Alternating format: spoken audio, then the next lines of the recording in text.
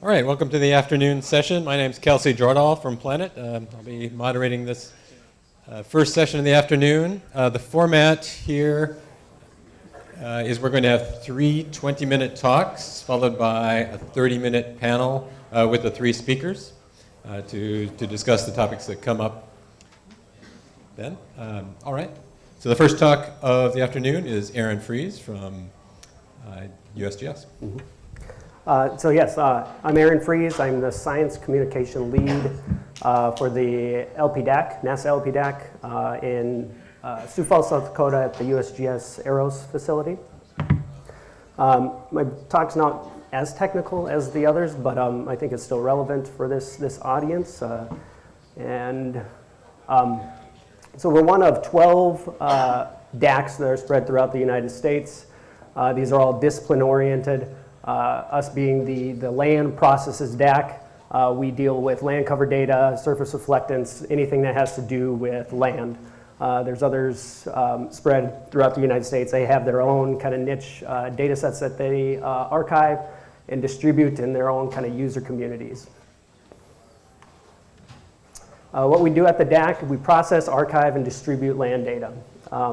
We do this for a broad spectrum of users, from NASA PIs, DOI land managers, anywhere from basic GIS type applications. Really, anybody who wants access to our data can have it. We provide open access to data at no cost. So what do we offer? We have a broad spectrum of data sets and missions that we support. With regards to the current missions that we support MODIS. That's come up a couple of times. That's on board, or there's a MODIS sensor on board Terra and Aqua platforms. We also have a collection called Convene that uses both observations from both those sensors and makes it into its own kind of collection. We have support for the NASA VEERS from the SUMI National Polar Orbiting Partnership platform. These are meant to be kind of a continuation of MODIS as it gets a little old. And then it has a sister sensor that will be coming online, or at least we'll be getting data sets for in the near future. ASTER, the Advanced Spaceborne Thermal Emission and Reflection Radiometer, is also on board Terra. Its specs are a little bit more in line with what you would find with Landsat, but it's a taskable sensor, and it's not continuously observing, so it's more used for kind of events or kind of natural disaster type activities. We also have data sets that are assigned to us from different NASA proposals, measures being the most prominent one in our case. We have a number of data sets that have been archived at the LPDAAC from the 2002 solicitation, and we'll kind of touch on the next proposal for the 2017. Community data sets are these data sets that have been created but have not been assigned a home. And so PIs will come to the LPDAAC and ask if we will archive them for them. They'll kind of we'll go through a little routine to see if they're a good fit, if they kind of fill a need for our community, and then we'll kind of give it the thumbs up or down if we can archive it.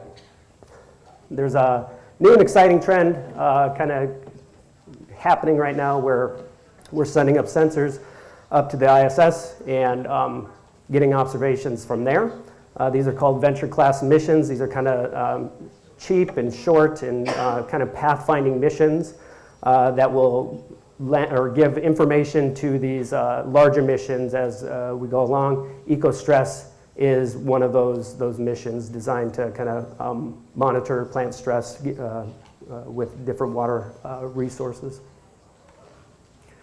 Some upcoming missions, like I mentioned earlier, the NASA VEERS from the JPSS platform is coming. It will kind of have, so our VEERS collection will have that Aqua Terra feel like they have with MODIS right now. A lot of the similar product lines.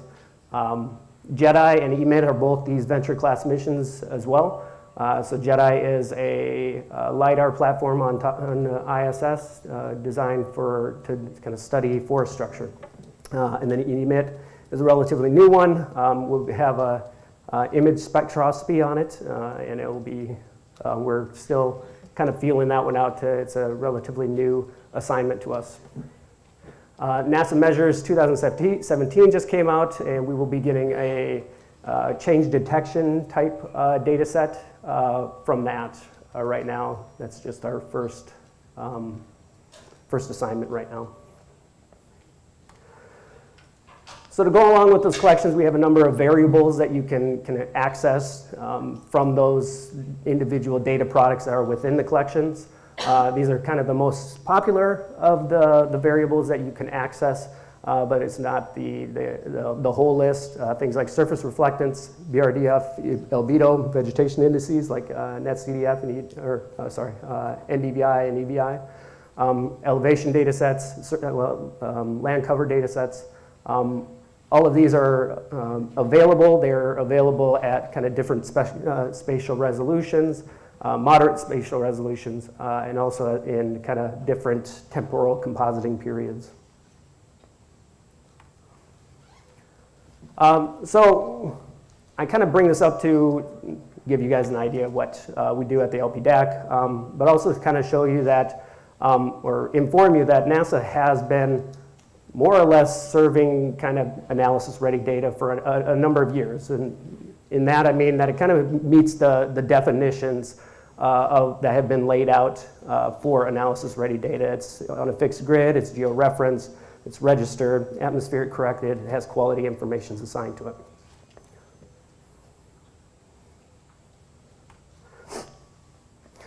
So when I started on at the DAAC, I've been here 5 years, something like that. I started on as a scientist, kind of coming on to an archive and distribution center, and I started thinking about this rule. How can we, for our users, how can we flip the 80-20 rule? How can we make it so that they're spending more of their time in analyzing their data and not taking up a lot of their time doing the collection and processing of their data? And so I think one of the answers is, of course, ARD data, but I don't think it completely, at least from an archive and distribution center, doesn't completely solve the problem. I think another part of the answer is developing services that make discovering and accessing and extracting these data much easier for our users. And so this is kind of the motto we've been living with, or living by for a couple of years now at the LPDAAC, is to give the user the data they need for their purposes, not the data that they need to download in order to get the data that they need. Problem with NASA data in general is that they package it up into kind of these archive formats, so HDF, NetCDF. A lot of the data files that end up getting downloaded, most of the data gets thrown out. They just want a single science data set within there, and then they have to mosaic it if it's in tiles, and it's quite a process. And so we wanted a way to kind of streamline that and make our data more accessible to our users. And so that was kind of the genesis of what we call the application for extracting and exploring analysis-ready samples. This is an application that we started to develop 3 years ago and has been pretty popular with our user base. What it does is it allows users to discover, mine, and visualize data. It provides at-archive data reduction capabilities. It increases the usability of our data by just giving people what they want rather than having them download and go through a process to get to the data they need. It provides some interoperability capabilities to things like reformatting and reprojections. And then there's an interoperability component to it as well. Traceability and reproducibility, we produce metadata that gives the user an idea of what happened to the data in our pipeline. And then also with reproducibility, we provide a JSON file that you can use to kind of pass on to another user, and they can replicate your results. So what does AppEEARS do? It's a spatial subsetting, so it does spatial subsetting, so you can submit points, you can submit areas, and get data that is clipped to those points and areas. It does layer and variable subsetting, so it extracts the sub-data sets or the variables that you're interested in out of the original data format and mosaics them for you and gives them back to the user. The system has temporal aggregation and subsetting capabilities, so you can request an entire time series or sort chops of time if you need to. It does some reprojection, does file formatting, so it takes it out of that HDF format and gives it back in more GIS readable GeoTIFFs and NetCDFs. We have interactive visualizations that are designed really for exploratory analysis. It's definitely nothing that you would want to take to a publisher. We have quality data that is returned with each request, and this is actually decoded so that you don't, as a user, you don't need to deal with bit encoded data values. This is all broken out in kind of human readable forms. And then also we provide metadata and provenance information. So what data sets are available through AppEEARS? Most of our tiled level 3 data sets are available through AppEEARS from the LP DAAC, so our MODIS land data products, our VIIRS land data products. We have SRTM, which is a DAM data product, and we have a Landsat-derived, web-enabled Landsat data that is also available. That was a result from a measures product or project. And then we also have EcoStress. Yesterday we released Aster GDEM, if anybody's familiar with that. That was a pretty big release for us, so that will make it onto this next presentation. We have a partnership with the USGS at EROS, where we have made Landsat analysis-ready data available through AppEEARS. And then also we have a couple PIs out at EROS that wanted their data available through there. So we have CBOP evapotranspiration for the globe, and then eMODIS smooth NDVI for the CONUS. We have cross collaborations with other DAACs. The population and demographics graph or DAAC from CDAC allow us to expose their population density and count data for the globe. And then from NSIDC DAAC, we have snow MODIS data and soil moisture data. And then from ORNL DAAC, we have the DayNet data. So I have a few use cases that kind of show, I guess, the power of AppEEARS. I would do a live demo, but that might go wrong. So let's just stick to static slides. This is a pretty common use case for AppEEARS, just taking static points, something like the Ameriflux towers or phenocam sites, and comparing those values with satellite values. So this is a form that you would fill out in AppEEARS. In this case, it's a point sample. We have about 200 point locations that we added to the interface. We dropped it in via a CSV file. You can specify 2 additional columns, like a site ID or a category for those areas. And then AppEEARS will do some magic, and I'll show you that later on. We have a date range that we can specify. In this case, we're creating like a recurring date range, so if we're just interested in a few months in this case. And then for the data extracted, we're touching about four products, 7 variables. So in this case, we're touching 2 MODIS data products, and then the Landsat ARD data products for Landsat 8 and 7. This, in addition to extracting the data values, it also extracts the quality values and decodes it for you. This takes about 9 hours to complete and returns a CSV file for you. Then ultimately, this job touches about 27,000 files, which is quite a management task if you were to download all these files on your own. These are the exploratory visualizations that we offer. Pretty simple, just to get a feel for what the data is and whether you want to kind of move forward with it. This is our temporal visualization of it, just a simple time series. You'll notice there's some longer lines in between. That's the gaps that happen during the recurring data set extraction. We have just a long time series. We have a STAC time series, so you can compare across years. Another set of graphs, we're comparing different layers against each other using double y-axis scatter plot.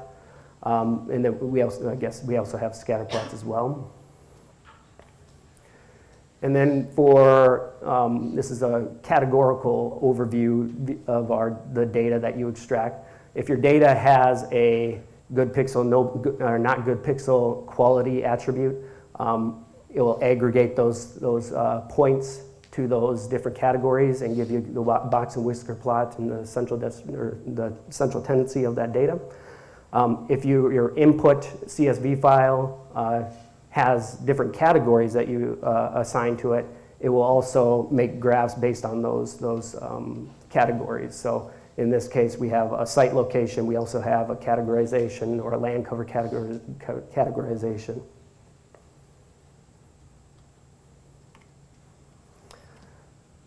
Here's another case of kind of making a big extraction for data. This is just a use case that we found that was mapping snow zones in the western United States. In this case, we're using a single shapefile, and it's for the entire United States, covering 7 states. We're requesting about 4 variables from 3 different products. This is covering a time span from 2000 to 2010, and again, it's a recurring type request from January 1st to July 1st.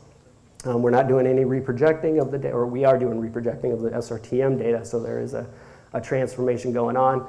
We're requesting the data in GeoTIFF, and this one takes about an hour from submit to complete. If you weren't using AppEEARS, and if you were just kind of doing the whole download to your local drive, you'd be dealing with about 7,800 files and 22 gigabytes of data. While with AppEEARS, you can access, or you have about 988 files created and 3.4 gigabytes of data that's returned. You don't necessarily need to download that. That's just held in your kind of bucket within AppEEARS for 30 days, and then it's blown away. But you have a record of that request that you can resubmit if you need to. And so this is a drastic data reduction that I think our users have so far appreciated. This is kind of a multi-part shapefile example where we have a forest treatment or fire treatments that were compared to what the severity of different fires had in result to different fire treatments. So this was a shapefile that had multiple features, very small features spread throughout the western United States. There was 25 in total. We extracted about 6 data variables, 3 of which were at 30 meters, hence the reason we have such a big file size at the end. But we have to fit with this use case, we only extracted a year's worth of data and transformed everything into Konus-Albers equal area. I said that we have an option to get NetCDF, and that's what we requested here. Without AppEEARS, you'd be dealing with about 900 files and 101 gigabytes of data, which is quite unmanageable. And then with AppEEARS, you get about 75 files returned, less than a gigabyte. So everything is clipped to those features, and that's the data that you're working with.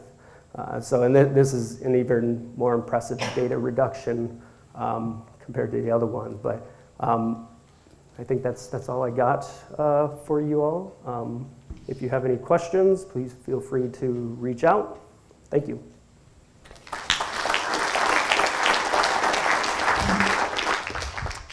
Thank you. If you could hold your questions for the discussion period afterward, we'll bring the speakers back up.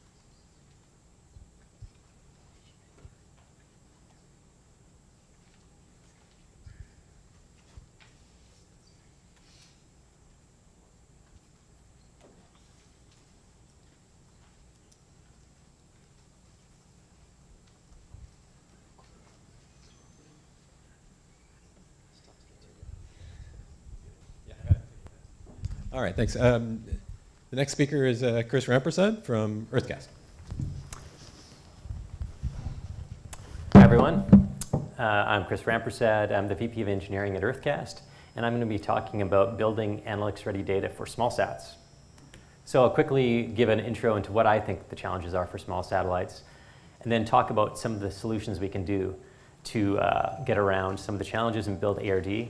And lastly, I'll get into some of the results that we have at UrtheCast. So just a bit of background on us. We're a Vancouver-based company. We have offices also in the US, Spain, and France. We have a couple cameras on the International Space Station, and we own and operate 2 satellites out of Spain, a high-res and a medium-resolution imager. We also recently acquired a geoanalytics company specializing in agriculture, and we're going to be serving GEOSIS, Earth Daily Data, which is a medium-resolution global constellation. So the focus of our ARD really revolves around the Earth Daily mission. And what this is global daily ARD data. These are small satellites, so they're on the order of a couple hundred of kilograms. They're about a meter on edge or so. It's 6 satellites. It's acquiring essentially the whole landmass every day. That's about 135 million square kilometers. We're not covering Antarctica, but that's about 20 terabytes of data per day. So it's quite a huge scale. In terms of spectral bands, there's 8 plus multispectral bands, and we're really lining up to be very similar to Sentinel-2 for interoperability, and we're targeting low latency, so we can get data out to customers in hours. And of course, last but not least is achieving really true scientific grade quality. So this is challenging with a small satellite, but our goal is to achieve analytics ready data. So these are the kind of requirements that keep engineers up at night, and it would for us at UrtheCast too, but we've been working on this problem for a long time. We've been working through the Earth Daily mission concept and the ground segment for about 3 years, and the ground segment in general, we've been doing it for about 6 years. But there's a lot of driving requirements: multi-satellite capability, automation, full automation to handle the scale of this constellation, multimodality between near-infrared bands and the visible bands, as well as low latency and very high quality. So one of the interesting things is that new space has been accelerating the pace of innovation over the last 10, 15 years with lower cost satellites that we can get up into space really quickly. But one thing that we haven't seen change is the quality. It hasn't been steadily improving. I have here a list of some small satellites over the last 10, 15 years. And what you can see is there's not a real clear trend in geolocation. It's not really getting much better over time. Some satellites are better than others. But the reality is it's kind of stagnant. And I think there's a couple of reasons for this. First, every Earth observation mission and satellite is unique, and they all have their own challenges. This is true for billion-dollar satellites like the Worldview constellation. It's true for Landsat and Sentinel-2. And it's also true for identical small satellites. Even if you try to build them all the same way, there's manufacturing tolerances, there's a harsh space environment and launch environment, and these always cause problems. Every mission I've worked on, there's been anomalies. And generally what happens is, there's a saying in the industry, fix it on the ground. And what we end up doing is developing processing and calibration solutions to address some of these anomalies. The second challenge with the small sats, is that the big sats and the science missions, like Landsat and Sentinel-2, they generally have very high quality and expensive star trackers, gyros, cameras, onboard calibration sources, GPS. And the reality is they require less processing and calibration than you would for a small sat counterpart. So to get to big sat quality with a small sat, you have to work a lot harder. And so new space has helped us a lot to get satellites into orbit, but it's also moved some of the complexity from the space segment down to the ground segment.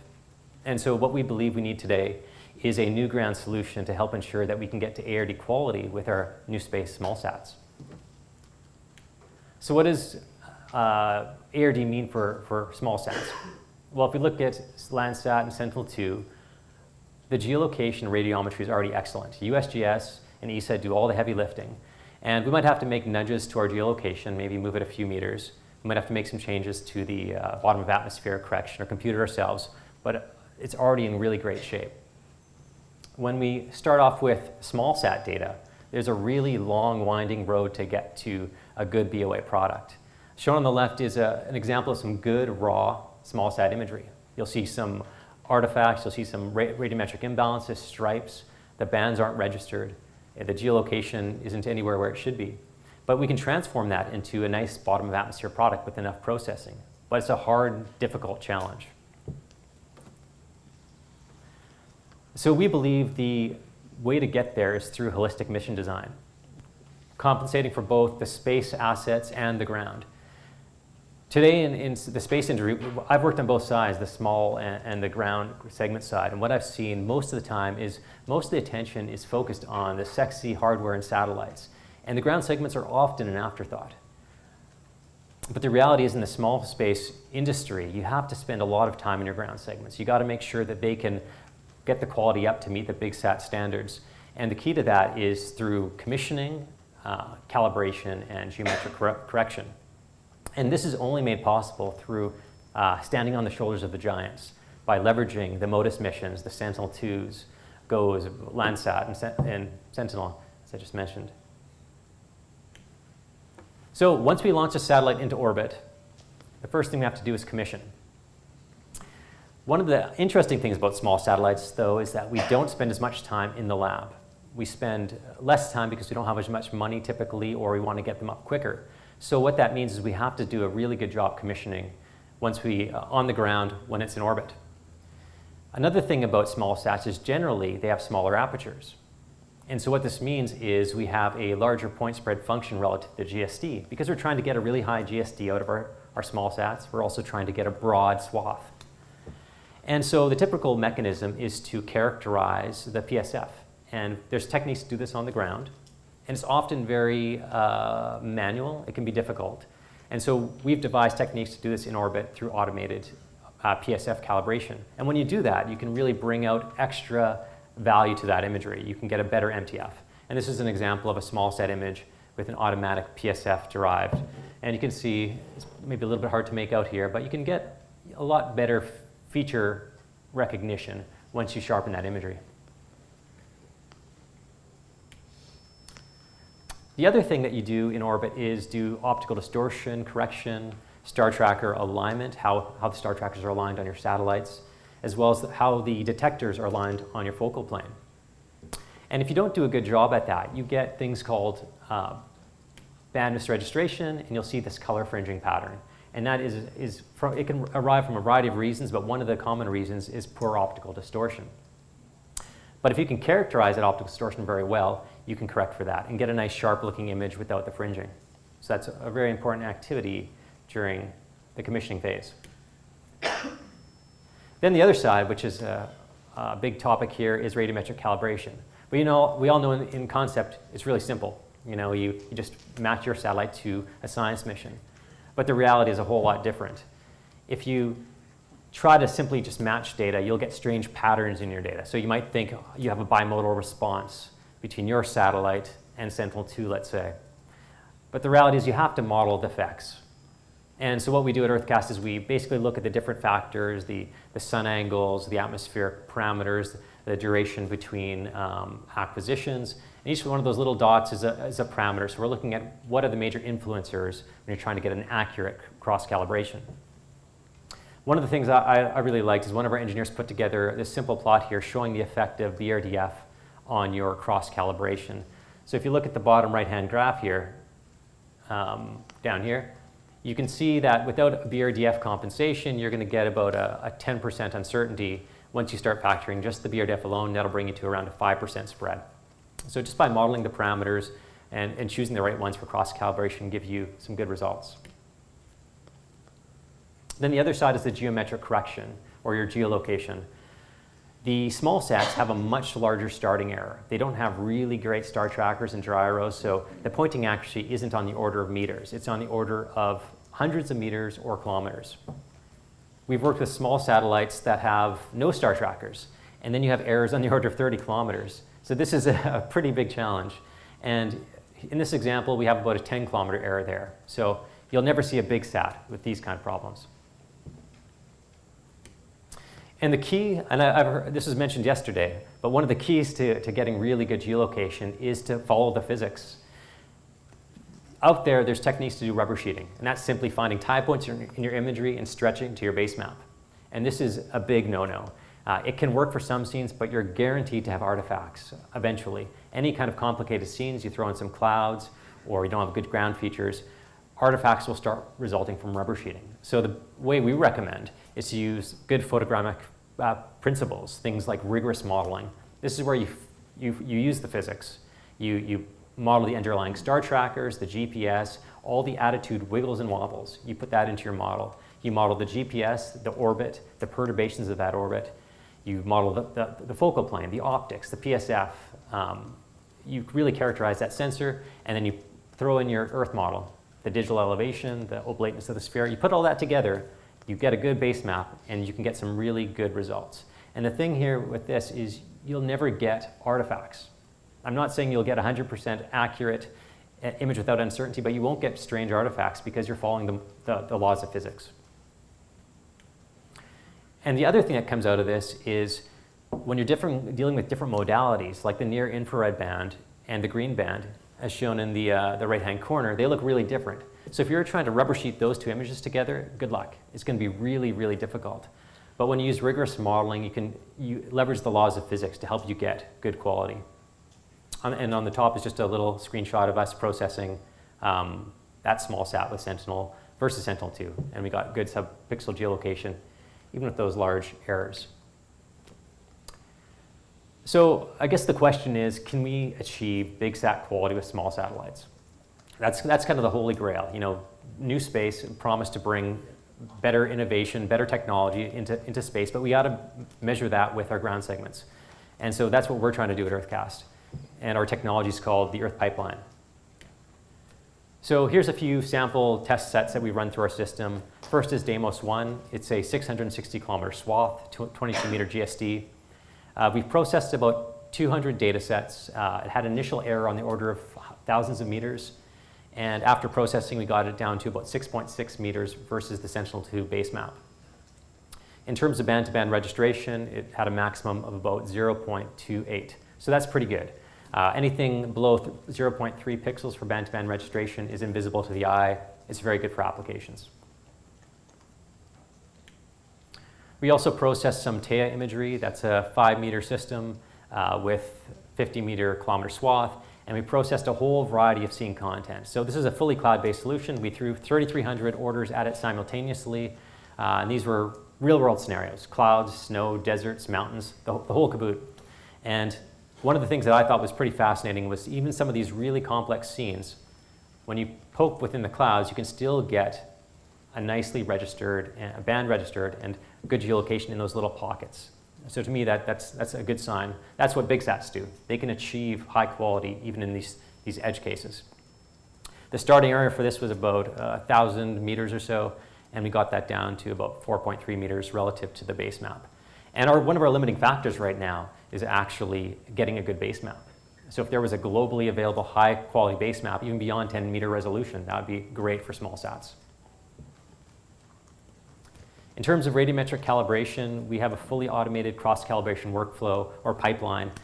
We cross-calibrated TAAA against Sentinel-2. We used 179 cross-calibration sites. We had about a 5% accuracy about those sites. One interesting thing is we didn't just use pick sites, we used all different scene covers. So we did forestry, agriculture, as well as desert type scenes. And you can see a map of where the areas that we calibrated were on the top right. And the last thing that I have to present here is CBERS 4. This is a great data set from the Chinese Academy of Science, joint project with Brazil. Our agriculture subsidiary Geosys, they used data over Brazil, but the quality of the level 2 products wasn't good enough for their agriculture apps. So what we did was ran this through our pipeline and improved the geolocation from about 150 meters down to, in the example on the left, was about 4.3 meters. So it has really good alignment with Sentinel-2. And we did a larger test of about 500 data sets, and that went from about 155 to 9 meters with a maximum band-to-band registration of 0.2 pixels. So this was good enough for the geoanalytics for Geosys and really well suited to ag. We also took a look at the radiometry, And there was some structured artifacts, and this isn't great for agriculture applications because those lines might come out in your fields. So we did some destriping, and then we also did an absolute cross-calibration, and we got the errors from anywhere between 20% down to around 5% for the whole band combination. The red and green were already really quite good for CBERS 4, but the blue and the near did require some calibration. But the great thing here was after we calibrated, our NDVI got to within a few percent. Initially it was about 20% or 18%, which was too high for their use case. So where we're at today is we're testing our Earth pipeline, getting ready for the Earth Daily constellation, and we've been testing with a variety of different sensors, both optical and SAR instruments. And that's about it. Thank you.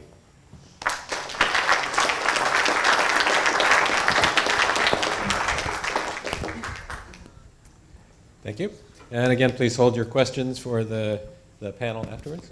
Next speaker, Mathieu.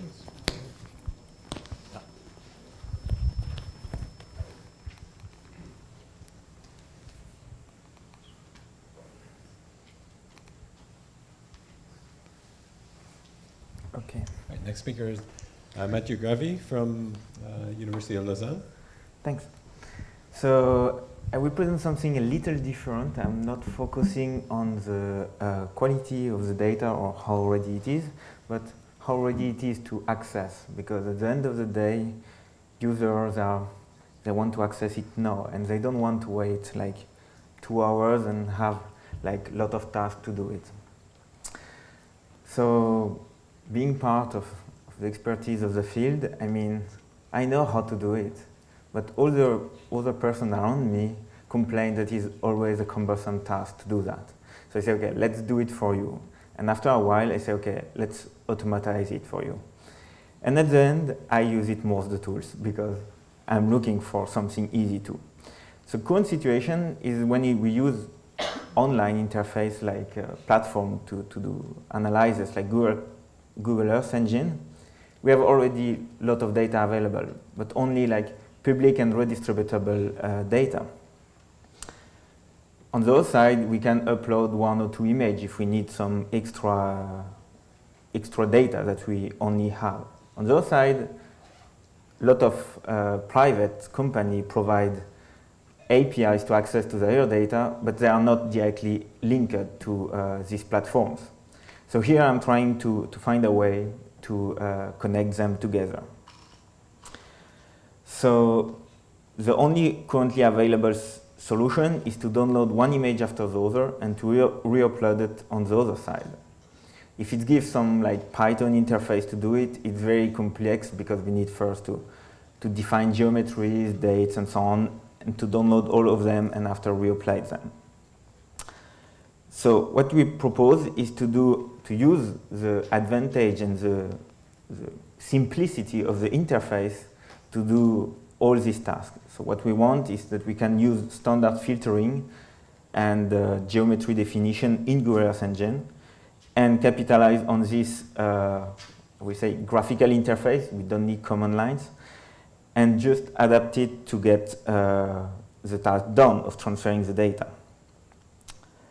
And at the end, we would like that it's possible to do it for other platforms, not only from Planet. We want that it's easy to transfer to any API or even just drag and drop files. So the idea we have is to use the standard syntax, that means filtering over date, metadata, and geometry. And after we run the code, but we intercept the call to a function, and we decode it from Google Earth Engine syntax.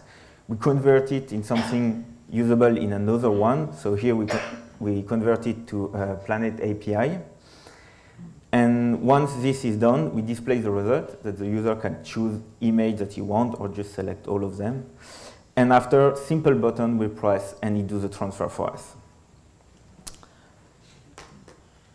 So some of the challenges that we need to think about it is that some of these data are very different. I mean, some are geometries that we define, some are like computation results.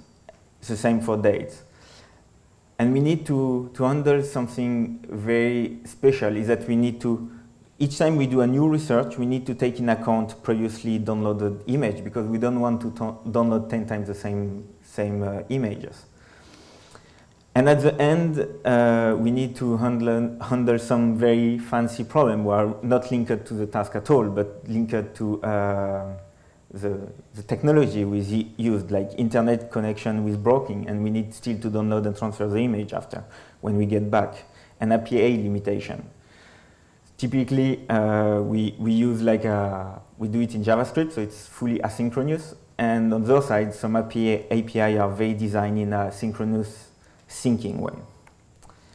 So what we can get is something like that. So that's an easy case, just we have so that's a standard manifest of Google Cloud API for Growth Engine. So usually we put a Google Cloud storage address, but here we put a local file.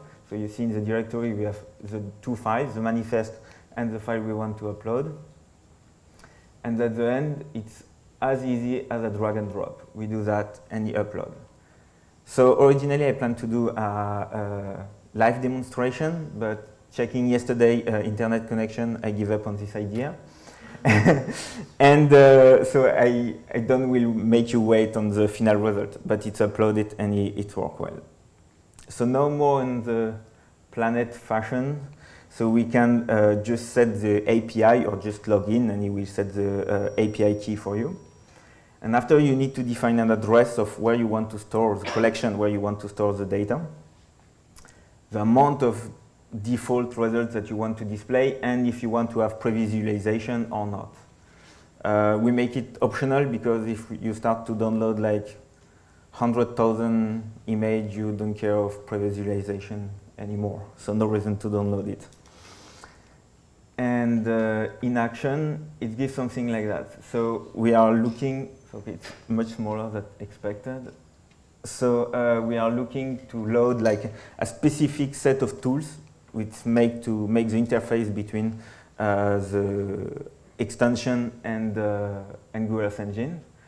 And after we define the hypothetical collection, which don't exist, but that the extension will understood, which is based on the Planet Lab to say from Planet Lab, and after the item type that we want and the asset type we want.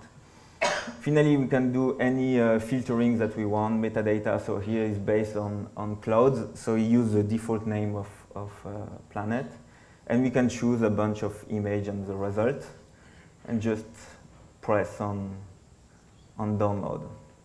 It will automatically do the activation for the computation and everything, and once it's available, you will download it and re-upload it. The only stuff you need to do is to don't close the browser.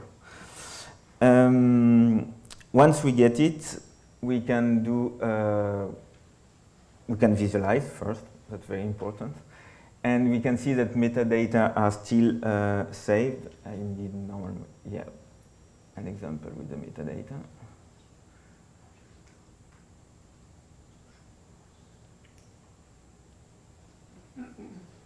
So it's just a bunch of images of the area. So yeah, we put like nice name for the buttons because like B1, B2, each time looking what it is, it's like a little annoying. And all the metadata are saved and some extra one are added like on the date of transfer and so on. And finally, it's possible to use these tools not to have only downloading geometry data linked to a given geometry that we define, but it can be an output of something else.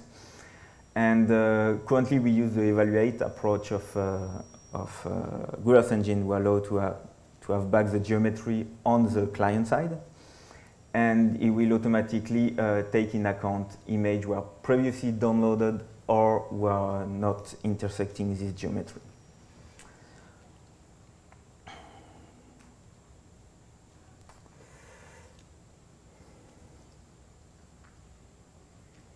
So here is just the last step when you finish to download one. So I didn't short the video to remove it. So just finish to ingest it in Google Earth Engine. And if we run again the code, we will see that he added the two new images to get it.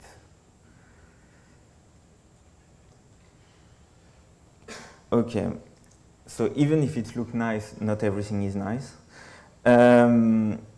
So first, positive side, we have now something very easy that any user we say is able to use. Is like drag and drop and click on the interface based. Disadvantage is currently each time someone modifies the API, we need to bring correction in the extension, like that it's Google who modify it or Planet or whatever else. Anyone, it brings change. And our personal experience shows that you need to have a really good, awesome internet connection. So we transfer like over 1 month 260,000 planet images, and we use a 1 gigabit connection. In the case, it's not feasible, and not everyone has that at home. That can be quickly an issue, especially if we are using like online interface. Its platform is to finally download all the data at home because we cannot. So next step is to extend to other platforms and to maintain, to clean a little. What would be nice is to have a direct transfer without going through your own computer. I mean, I did a quick computation about that, and transferring this 50 terabytes of data emits as much CO2 as if I take 12 times the airplane to come physically taking them from here. We can ask ourselves, does it make sense? If, especially at the end, I do a study about climate change. I just have the feeling to help to change it. So it's pretty short presentation, but I think is the essential part. Here is a link to the GitHub if you want to download and have fun with it. Don't hesitate to bring back bugs. For sure, it still gives some. That's it.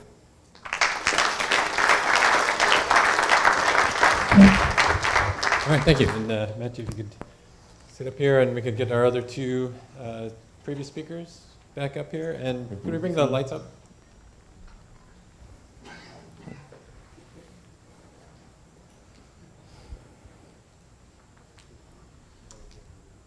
All right, thanks.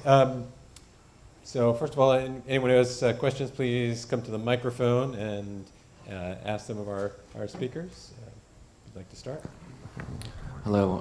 This question is for Chris. So traditionally, we look at doing stuff in software like that post-processing step as increasing uncertainty, right? Like this is why the big satellites would do it in the hardware. So it's not desirable, I guess. I mean, that would be traditional wisdom. So do you see, like, why aren't small sats, or maybe they are, incorporating the technology? Does the technology trickle down from the big sats, I guess? And what's the timeline here? Like, in 10 years from now, are you going to be building new small sats that don't require this post-processing? Is it going to be a mix of these two? Or would big sats end up maybe doing more processing because it's almost as good if those uncertainties are low? Kind of an open-ended question. No, excellent question, Matt.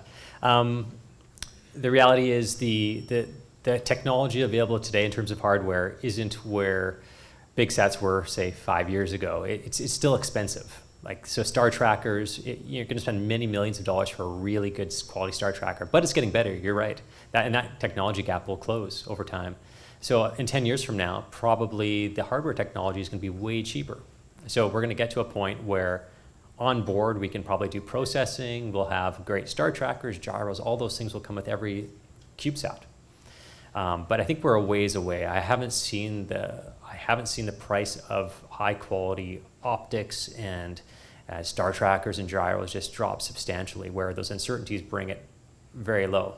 But one of the interesting things we're getting now through software is we can do better with software provided we have the right tools, even with small sats. In terms of geolocation, we can do better geolocation than the hardware can. But there's a precondition there that we have a good base map.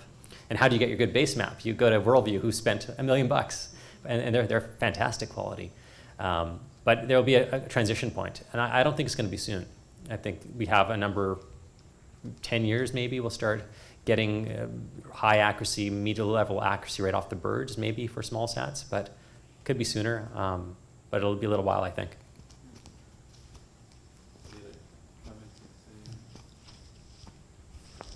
Thank you very much to all three presenters for your great talks. This is a question for Aaron. One of your slides, you had the words metadata and provenance. Could you please elaborate a bit more about what provenance means and how it relates to the goal of the workshop? Yep. Thank you. Well, so with each request, we give you an ISO 19115 metadata file that identifies the source files, points you to the proper documentation, and then gives you the kind of step-by-step process of what that data set went through.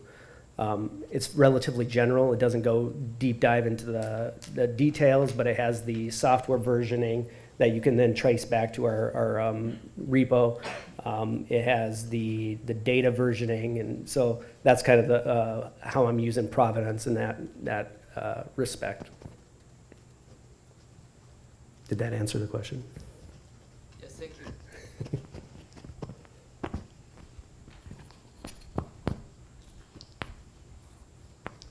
Thanks. Chris, it's a great job.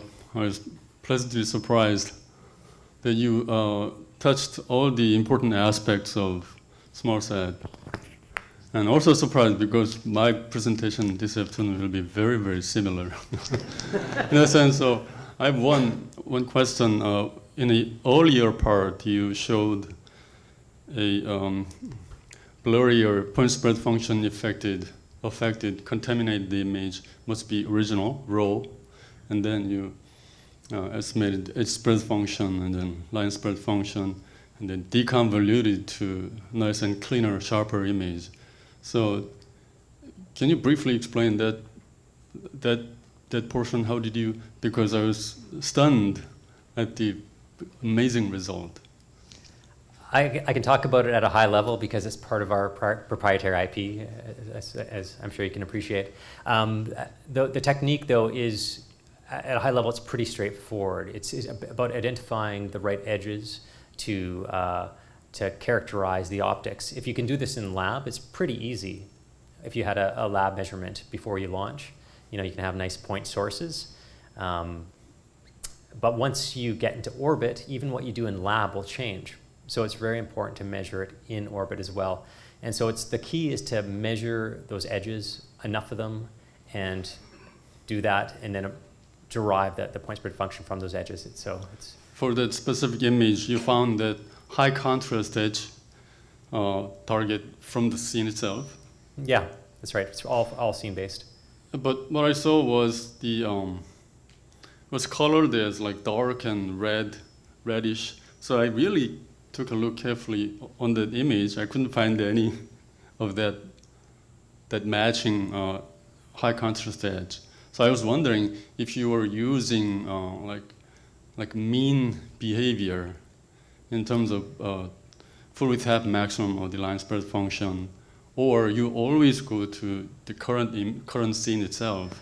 Then it'll take a long time and processing. So you're promising like 1 hour. Yeah, good question. So maybe I didn't answer the first part of that correctly. This is all.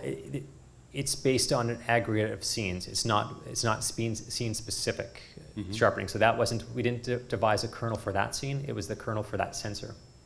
So there's not a huge time impact. It's just the application of the kernel during the reprocessing step. Thank you. No problem. I have a question for Mathieu first, I think. So you addressed bringing Planet data from the Planet API into Google Earth Engine. We also have customers who are working on different cloud platforms, different cloud platforms in different regions, want to duplicate the data in the cloud in different places onto their own things. I wonder if you have any thoughts on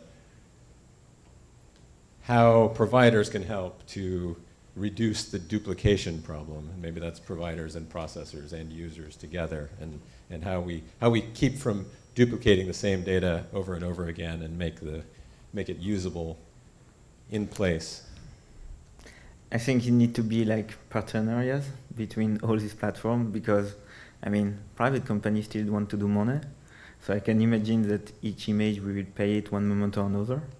And at this moment, currently, anyone who is uploading the same image as me is told 2 times by Google. That is already look like quite absurd, because we redo all the processing again a second time without any reason.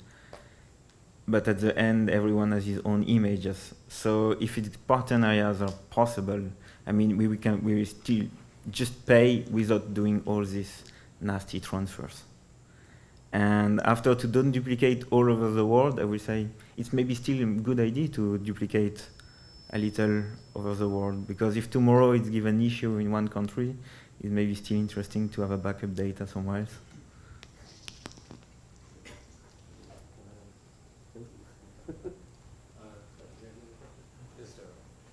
Just a follow-up question. You stole my question over there. So, following up to Mathieu, I think seems like you have folks from Google Earth Engine who you play with, and you have folks from Planet here. You're shifting Planet data, which is stored on Google Cloud. You made an extension on Google Chrome to dump the stuff again on Google Cloud, so you can easily access via Earth Engine. Do you have something to say to folks here to make your life easier and a lot of our life easier as well? So yeah, allow direct ingestion from Google bucket from Planet directly in Google Earth Engine, that we don't need to transfer them all around the world. But that's, I think, it's Planet side. Right. I have a question for Aaron. So you talked about the AppEEARS pipeline and making requests and doing processing, and how that reduced the amount of data and the processing that customers would have to do, users would have to do locally. Wonder if you have any thoughts on the trade-offs between caching, pre-computing, and computing on the fly. And another model we've heard talked about is almost real-time, very low latency processing for some types of calculations. On a simple example would be instead of pre-processing NDVI, you have all the analytic bands available, and you can have requests that would process 2 NDVI on the back end and do it real time. But obviously there are more complex things. Mm-hmm. So we did. The system relies on OpenDAP Hyrex, and we did have a caching layer at one point that we thought would improve performance quite a bit, and it turns out that cache layer was never used. And so from that aspect, caching didn't work out for us. And there's also, ORNL has this subsetter that does point extractions and maintains kind of a database of time series data for specific Ameriflux sites. And so those are stationary sites that they have cache data for that you would often run into during an analysis, whereas LPDAC doesn't quite have any of those types of static requirements within our community, I guess. With regards to dynamic processing, it's something that we haven't quite thought of yet. It hasn't been there. There hasn't been a desire by our user group for that functionality yet. There has been some on-the-fly, say, quality filtering that they would be interested in, but for the most part, doing really simple calculations like NDVI hasn't been something that they're interested in. I'm assuming because we already have kind of data products that are already pre-calculated, like they're specific to vegetation indices. They can get that rather than going and getting the surface reflectance and calculating it on their own. So there's also kind of another aspect where we're looking into, say, web services that have the ability to do kind of the on-the-fly type processing. So.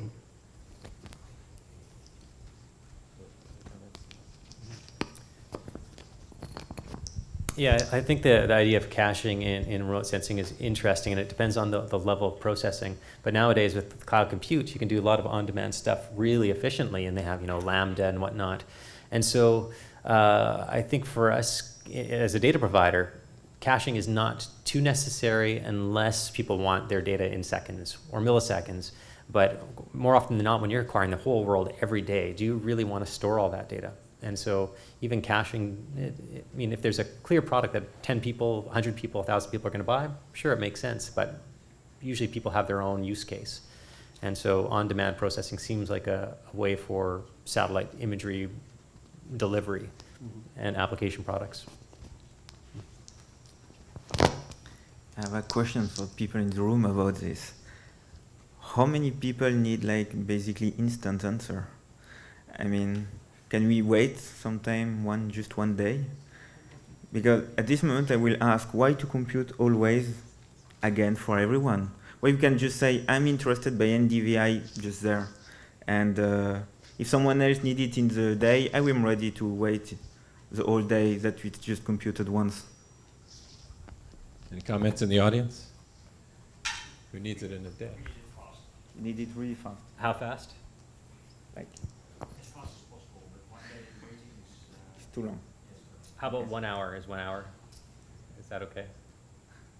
if we get everything we ask just within 1 hour, that could be like thousands of seats, but that would be like within 1 hour that would work. Okay. I think that's reasonable, given that. Because our pre-processing is also approximately half an hour to 1 hour to get everything. So for on-prem solutions, that wouldn't be possible, but nowadays with any cloud provider, 1 hour for 1,000 scenes is, I mean, that's, any cloud provider can do that. So I think that's still achievable for on-demand for even the We scale to Kubernetes and it works. Yeah, and there was a distinction made in one of the talks this morning for synchronous operations at maybe less than a few seconds, something that a user is really waiting for on a web page to come up instantly, and asynchronous, anything more than a few seconds might be, seconds, minutes, hours.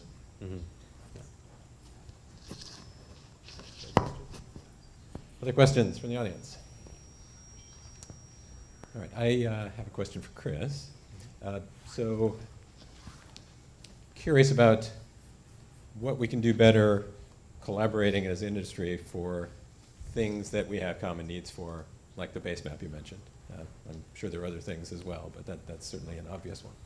Yeah, I think that's one of the keys for all small satellites. Having a good digital elevation model and a good base map is that's, to me, that's the bottleneck.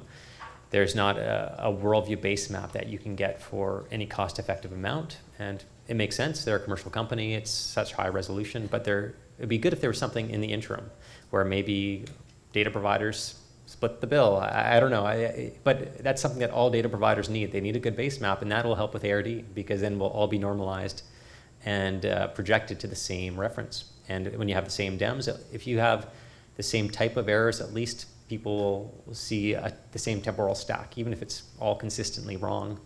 It's better than being wrong but inconsistent. So what we can do together is, if the USGS and Central 2 have great data sources that they could share for GCPs, I mean, that could be our standards. I think that's part of it, and that's what we do at UrtheCast. We leverage the free science data for our base maps. But sometimes we want higher res, and that's where it gets pretty tricky. Right, other questions? Yeah, I think the question of leveraging the science missions for other applications, I mean, for calibration, geometric and radiometric, that is certainly a common problem we have in the industry. Mm-hmm. Yeah. Just a quick question. Based on your experiences using cloud computing, which one will be a best fit for ARD data, Google Cloud or Amazon Web Services? You take that. Or Microsoft, right? No takers? No takers.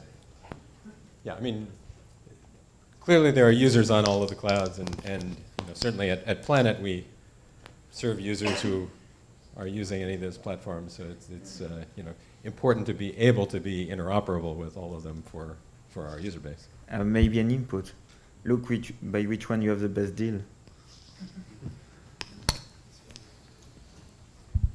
Yeah, just related to that, just to throw this out there, the Amazon public data sets, there's an interest in moving a lot of that to US West 2 because US West 2 region is carbon neutral. So to get back to the carbon, the CO2 usage. I also have a question for Chris again. So your ARD service, is that like something that is like commercial? Or is that the goal that would be a service that you might provide to customers of like, let's say a university wants to launch a satellite, or a small business? Is that something that they would provide, and would it be extensible enough to work for any satellite, or is that the goal? Yeah, I think long term we want to be able to satisfy the needs of small sats and CubeSats. If a university wants to put up a system, we want to do that cost effectively, and that's why we're building it as a service. The automation is the key to having a service. If you have humans in the loop, it becomes very difficult. But by having something automated, then you can build something with the right quality for the particular mission. So I think long term, we'd be open to that. If people are interested and have some satellite data, please come talk to me. I'd love to chat. Yeah, so I think that long term that makes a lot of sense for us. Thanks. Any other questions? All right, if there's no other questions, we'll take a short break here and come back at 2:30 for the next session. Please join me in thanking our speakers one more time.